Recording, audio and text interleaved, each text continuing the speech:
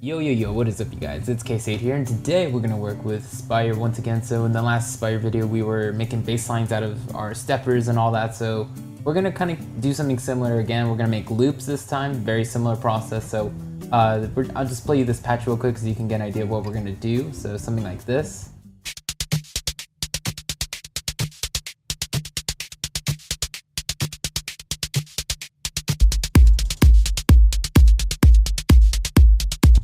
So something like that. It doesn't exactly sound 100% real, obviously, and it doesn't really sound that fake either. So it's kind of a very specific type of sound. It's kind of this kind of sequenced old drum machine kind of sound.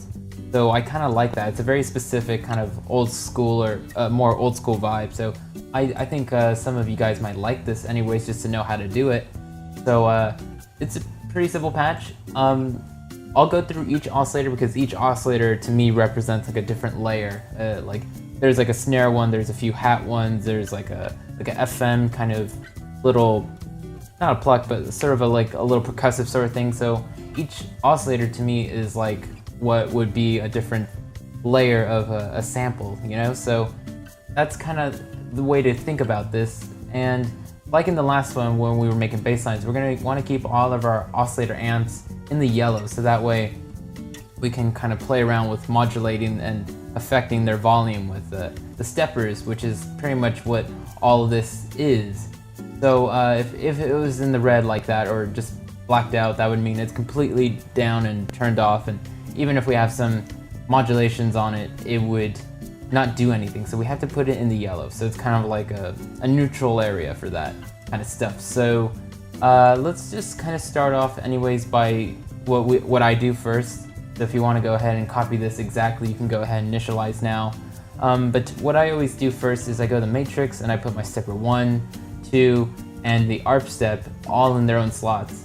So that way I can put all the oscillator amps and whatever effects I want to put into each one of these, I can do that all at the beginning. So stepper 1 has oscillator 1 and 4's amp, but this is very subtle, so actually I really don't need this. I don't want to confuse you guys. We really don't need that there. So just oscillator 1 amp, and you can notice I don't bring this all the way up, so I'm kind of controlling how loud that can possibly get. And stepper 2, we have oscillator 3, so again, not all the way up. I kind of want to leave some kind of as loud as it can go for another oscillator, so we're going to keep that there. I think on page 5, for some reason, I have oscillator 2's amp there as well, so I could have very easily just put it on this page right under this one, but you know, there it was. And the amounts don't really matter because you're gonna play around with making your own steppers and your own oscillators and all that stuff, so you know, I don't really need to give you exact details. But then on the last one we have the ARP step, so that's the arpeggiator inside of Spire, which I'm not using right now because it's off, so it's not affecting everything globally like the MIDI and all that. But when it's off, you can still route things to it and still have it kind of be a third stepper. So that's kind of a third way to, or another way to get a third stepper. So that's actually what is going to oscillator 4, which represents our snare. So this is actually our snare. So if we go back to the ARP step, or the arpeggiator, I mean, you can see I'm just kind of going with the 2, the 4, playing 2s and 4s, kind of like a snare pattern. So you can see the rate I'm at for that and all that kind of stuff. So now that we kind of got all those things out of the way, we don't need to mess around with envelopes or LFOs at all. It's all very simple in those cases. So really, it's whatever pattern you decide to go with the steppers is really up to you. I kind of like to have sometimes different rates on some steppers than others, and then you know how long those will be. It all depends on what you want, but I'll give you some pointers. If you want something to sound like kind of short and kind of more percussive like, you typically want a shorter curve like that. That sounds more realistic, like a real drum hit. And if you want something to ring out longer, obviously you'll do that. And then you can also get some cool things by reversing it. So just really play around with this and you'll get a really cool sequence. And also, if you notice here, this is kind of like a straight pattern, you know, just kind of a very sort of pattern, but the way I make it feel more dynamic and a little bit more real, kind of the more humanized feel, is I'm bringing, these could all definitely be the same velocity and all that stuff, so I could definitely have them all be that. but I drag every other one pretty much down by a little bit, so that way it's kind of up and down on velocity, so it gives it a more real feel. So now let's just get into the oscillator. So what we'll do is we'll just mute everything else, and we'll just start with the snare one, because I'm pretty sure that's going to be the most commonly used one. So and of course, if you layer the snare one a little bit more, like if you have 2 oscillators dedicated to making the snare sound, then you'll probably have something a lot better. I'm just using one here, but let's just play this by itself so you can hear it.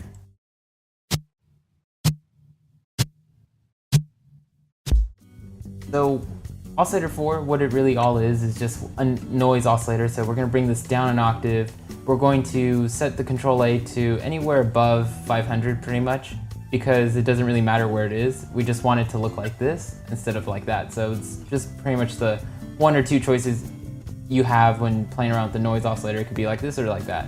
So we want it a little bit on this side, just brighter and all that. We're going to bring control B up because that's kind of like our peak reso sort of thing. So we're going to want to put that at 850.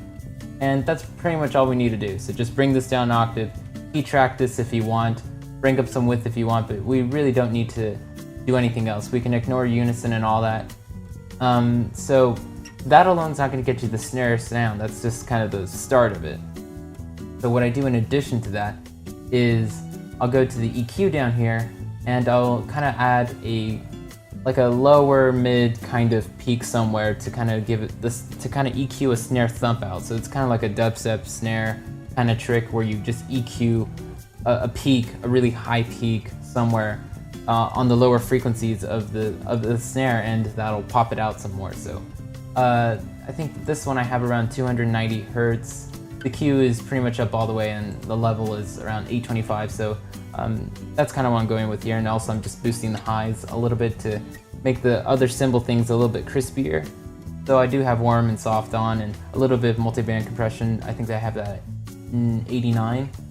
So let's just finish effects actually before we get into the other 3 oscillators. So real quick, I have the tiniest amount of reverb just to give it some space, not really to have like a reverb tail or anything. So if you want to copy that down, go ahead. Then we have the shaper. So I have a hard clipper. So this is really more for the cymbals than anything else, or the cymbal kind of noises, because I need it to be crispier. Crispier is not a word, but we're going to call it crispier, or crispify it. Let's crispify it. So the way I crispify it is I just use the hard clipper, so that makes it sound a lot more real. So when we get to those ones, I'll turn this off and on. You'll hear the difference, but pretty much hard clipper, drive up all the way, everything up all the way.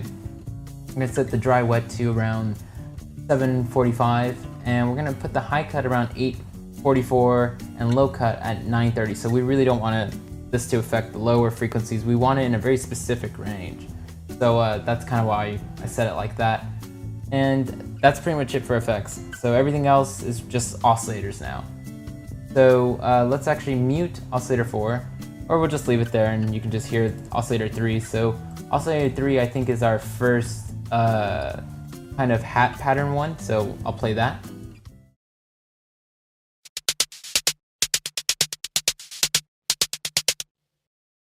So it sounds like that, and it's obviously following the stepper 2, so it's in the matrix routed to our second stepper. So if you want to copy this pattern, go ahead. I really recommend you just play around and make a whole bunch of patches with different patterns. That's kind of what I'm doing right now. I'm in the middle of making like a whole bunch of these. But yeah, the pattern doesn't really matter so much. Let's get into what the oscillator is doing. So it's another noise oscillator, not a big surprise really. We're going to bring this up an octave. We're going to set this kind of to this side again, so it doesn't really matter where Control A is, as long as it looks like this and not like that. And we're going to set Control B to around 725. We don't want too high of a peak. And what really gets the harmonics in there to get it to sound more like a cymbal is by bringing in this alarm 2 wavetable. So we'll just go click on here, alarm 2, and that particular wavetable is very has a lot of harmonics in it. So when you bring the wavetable mix into this, it makes it sound, it just adds those extra harmonics. Really, it's quite simple. So we're going to bring that up to 85 on the wavetable mix, and again, we don't need to do anything with the unison or the mix. If you want to turn on key tracking and the ana, go ahead. And that's pretty much it. So very simple, and we're gonna probably do something very similar to that with Oscillator 1. So let's go to Oscillator 1 now. And I don't need I'll play it for you, just so you can hear it, but it's just a little bit brighter than the other one, so we'll play that.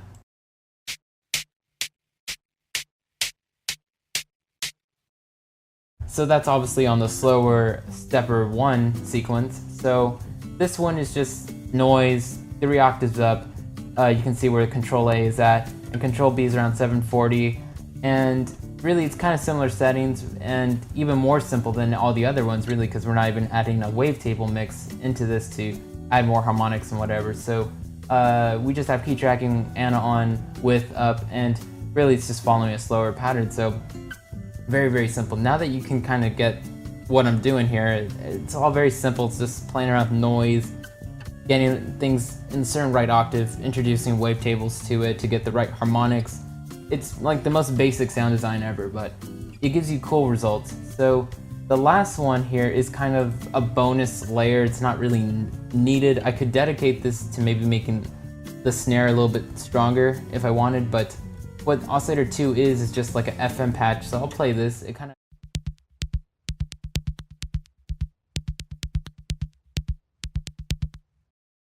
So it's kind of a very clicky sort of thing. So really this is just like a FM oscillator brought down 2 octaves. Nothing else is done there, nothing in unison, nothing in mix stuff. So other than that, it's just a cool thing to know how to do. So thanks guys for watching. Have cool dates.